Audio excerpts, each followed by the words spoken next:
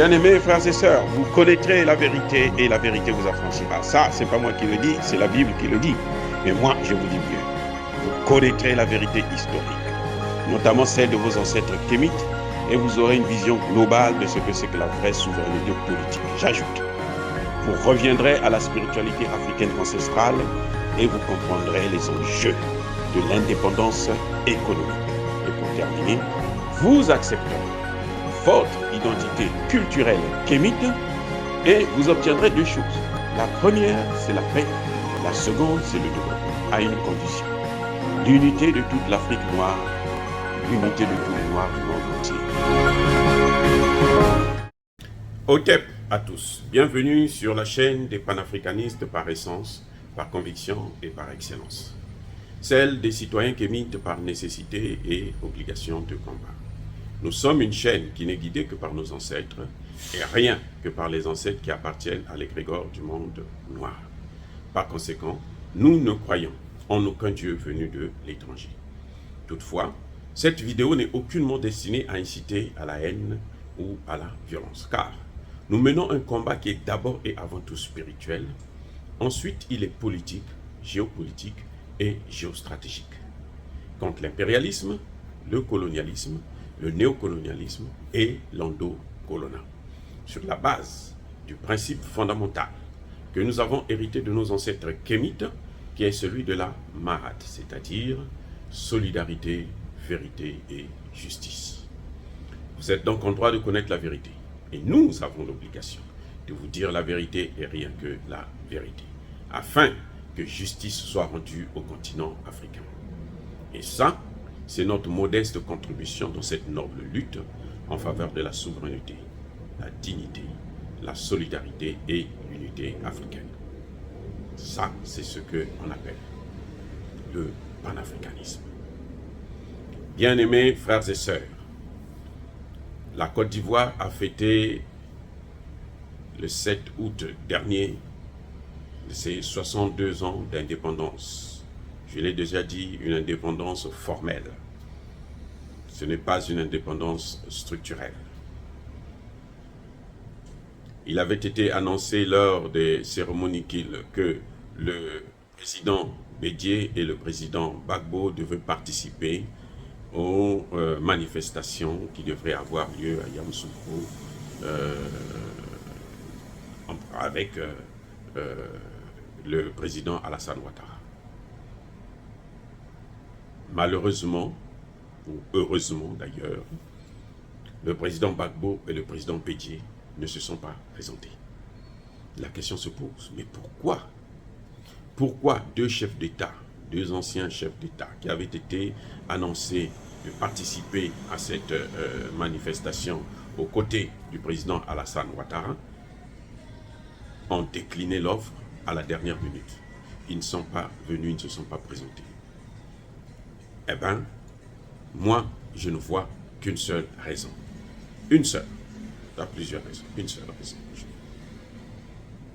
Pour moi, je pense que c'est parce que le processus de négociation et de dialogue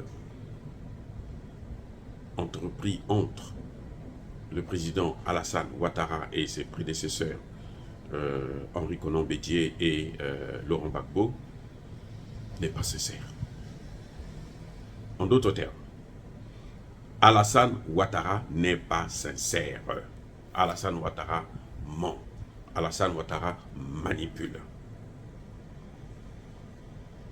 ses prédécesseurs. Il est en train de jouer avec la Côte d'Ivoire. Il est en train de jouer avec les Ivoiriens.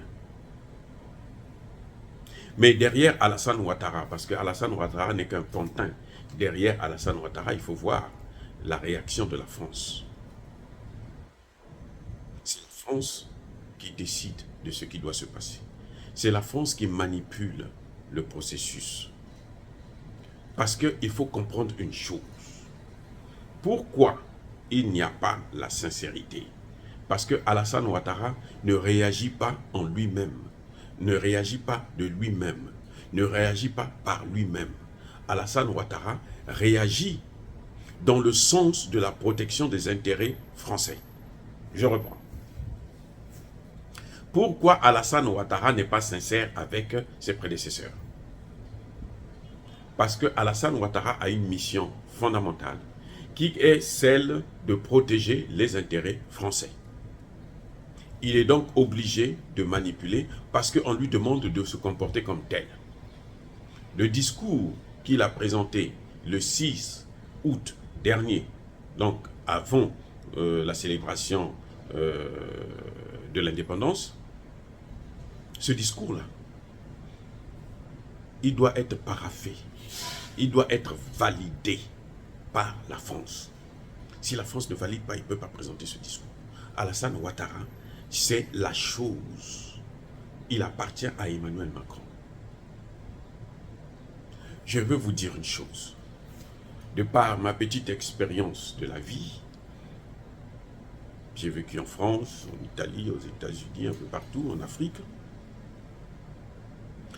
Je sais que les Africains, quand ils se retrouvent entre eux, entre les Africains, ils trouvent la solution le plus rapidement possible.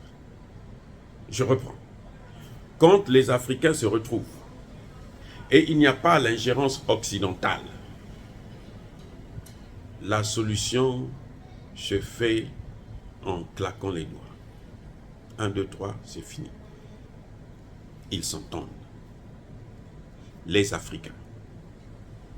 Lorsque vous voyez qu'un processus de paix piétine, il y en a qui compliquent, il y en a qui ne veulent pas signer, comme vous avez vu au Tchad, là, un processus de paix, de réconciliation et tout.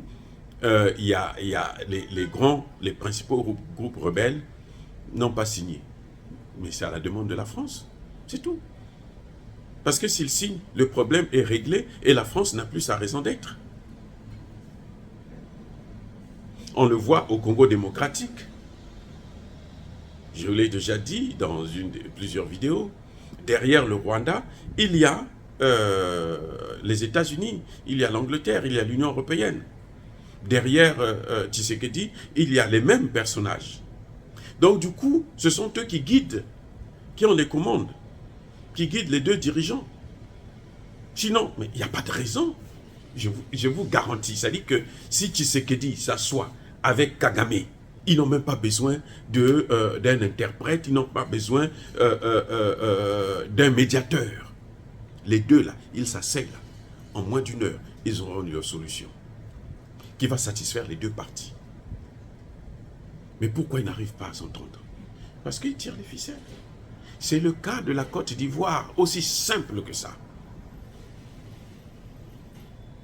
Si Gbagbo et Bédié s'entendent avec Alassane Ouattara et qu'ils prennent des décisions pour sortir la Côte d'Ivoire de son calvaire, quelle sera la place de la France en Côte d'Ivoire? Quelle sera la place de la France? Quel sera l'avenir de la France, de la base militaire française, les bases militaires américaines, ainsi de suite? Quel avenir? Il n'y aura plus d'avenir. Parce que tout de suite, ils vont comprendre que non, mais avec eux, nous ne faisons qu'aggraver les situations. Regardez, la Côte d'Ivoire veut construire un métro. La valeur des travaux pour la construction de ce métro s'élève à 150 milliards de francs CFA. Vous savez combien la France demande à Alassane Ouattara? Ils ont conclu le marché à combien? À 1000 milliards. Donc la France bénéficie de 850 milliards en plus pour rien. Rien du tout. C'est-à-dire que ce sont des criminels. Il n'y a pas d'autre terme. Ce sont des criminels. Et quand Alassane Ouattara accepte un tel deal, croyez-vous que les Français vont le laisser s'entendre avec Gbagbo pour qu'il puisse regarder, trouver un autre partenaire qui va réaliser ces travaux, par exemple la Chine, à moindre coût? Est-ce que vous pensez que c'est ici? Donc, la France ne peut pas accepter. C'est pour ça que vous avez vu que le discours de Alassane Ouattara du 6 août dernier est un discours qui n'avait ni tête ni queue. C'est comme si c'était même pas Alassane Ouattara lui-même qui parlait. Ils pensent que en donnant quelques petits avantages, quelques miettes à Gbagbo, c'est fini, ça va régler le problème de tous les, les Ivoiriens, de tous ceux qui ont soutenu Laurent Gbagbo. Ils pensent que c'est comme ça que ça va se faire. Et ça, c'est la France qui décide ça. C'est la vision française. Ce n'est pas la vision d'Alassane Ouattara. Je ne disculpe pas Alassane Ouattara. Non. Il est entièrement responsable parce que c'est lui le président, c'est lui qui est là en tête. Mais je veux dire que si nous continuons seulement à taper sur Alassane Ouattara, qui est notre père, eh bien, nos enfants, à nous, nos petits-enfants aussi, vont subir le même sort que nous. Parce que les Français vont continuer à nous martyriser. Donc, il faut taper, il faut aller à la racine du mal. Le diable en puissance, c'est la France. Alassane Ouattara est déjà piégé, il est déjà eu, il est déjà attrapé, on ne peut plus le sauver. C'est fini Alassane Ouattara, on ne peut plus le sauver. Vous pouvez faire tout ce que vous voulez. On ne peut pas le sauver. C'est pour ça qu'il n'y a pas la paix. Alassane Ouattara n'a libéré aucun prisonnier politique. Dans un pays qui compte plus de 300 prisonniers politiques, Alassane Ouattara n'a pas accordé une amnistie à tous les opposants, aux prisonniers politiques, à tous ceux qui ont été injustement, pour certains, pour la plupart d'ailleurs, condamnés. Je parle de Blé Goudé, je parle de Guillaume Soro, même si je n'apprécie pas Guillaume Soro, parce que Guillaume Soro, c'est lui qui a soutenu, qui a entretenu la rébellion pour amener Alassane Ouattara au pouvoir. Et donc, ce qu'il subit, c'est tout à fait normal. Mais sur le plan humain, sur le plan juridique, hein, en tant que kémite, qui respecte les principes de la Mahat, la justice, eh bien, elle doit être rendue à Guillaume Soro aussi, dans le sens où on ne peut pas le condamner alors qu'il a commis les crimes avec Alassane Ouattara lui-même. Donc Guillaume Soro a été un fusible. Bref, Alassane Ouattara et la France ne sont pas sincères avec Laurent Gbagbo et Henri Konan Bédié.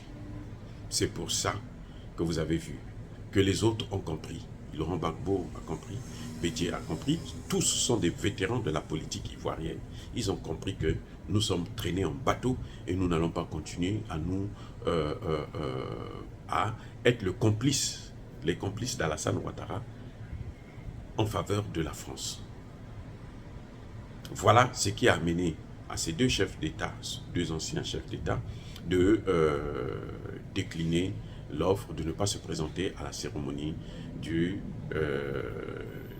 la célébration de l'indépendance ivoirienne. Ça, c'est bien entendu ma pensée en tant que docteur en sciences politiques. Je peux aussi me tromper, mais je pense que je ne suis pas loin de la vérité. Bref, bien-aimés frères et sœurs, est-ce que dire cela, c'est inciter à la haine ou à la violence? Non. Nous n'avons rien contre Alassane Ouattara, contre Gbagbo, contre Bédié.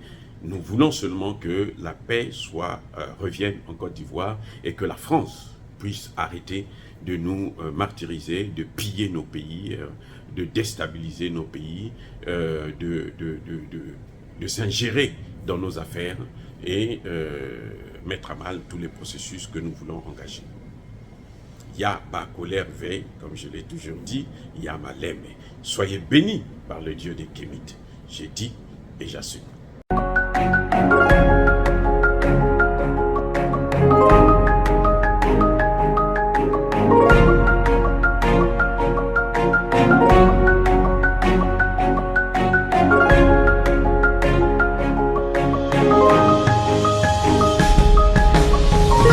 Eux, ils marchent par la foi et non par la vue. Mais moi, je vous conseille vivement de marcher par la connaissance scientifique et historique, notamment celle de nos ancêtres kémites, par les cinq sens et par l'intelligence. Abou Abia.